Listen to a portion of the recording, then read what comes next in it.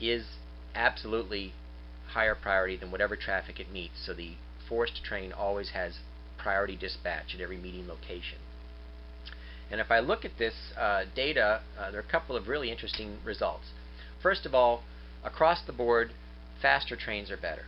So if I'm going to force a train onto the network, anything I can do to increase the speed of that train is better for the network. For example, the 120 mile per hour train without priority, that would be this column, this lower left corner of the results here, starting with 0.4. That set of trains is least costly to the network. That is the least costly way of adding new trains to the network.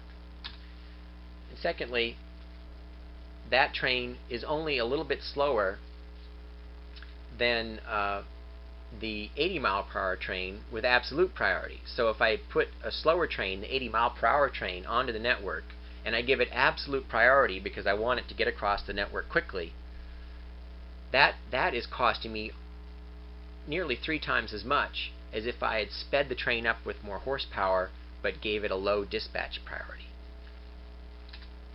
And finally, also note that the 120 mile per hour train with absolute priority is only a little bit more expensive than the 80 mile per hour train with no priority whatsoever.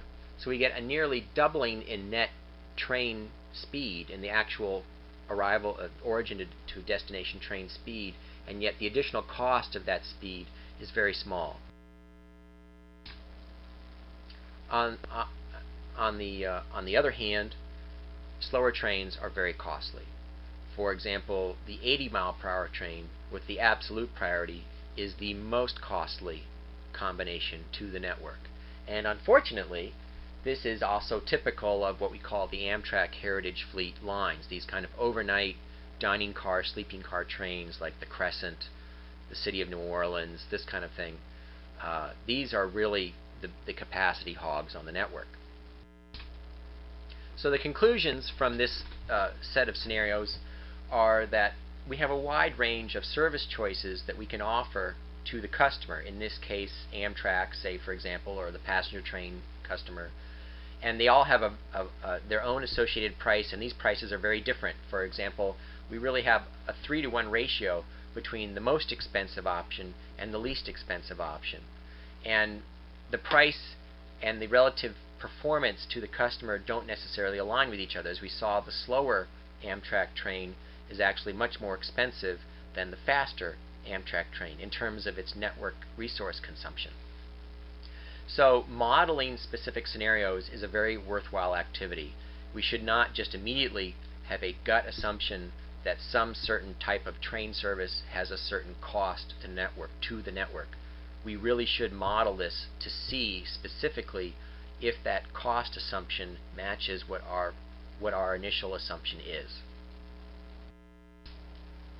There are a number of directions that I can take this research, and I'm very excited about all of these. First of all, I would really enjoy pursuing more strategy in solution methodology. There are some areas of Lagrangian-inspired edge pricing that I've already explored and that I expect to continue working with in the next few months. I am really excited about column generation as a possible solution methodology, and I have this pet idea about nonlinear column generation. And what I mean by that is trains are nonlinear animals, and it's possible that I might generate the train path as a nonlinear schedule and then map that to a linear column within the problem, and then use linear solution methods to optimize the problem after I've generated the column. And I think that might have some interesting applications. Another area that one of my advisors is very excited to study is the stochastic robustness of networks. What would be the cost to the network of varying degrees of random behavior, varying degrees of stochastic delay on the part of certain train paths? And what is the relative durability of the schedule to these disruptions?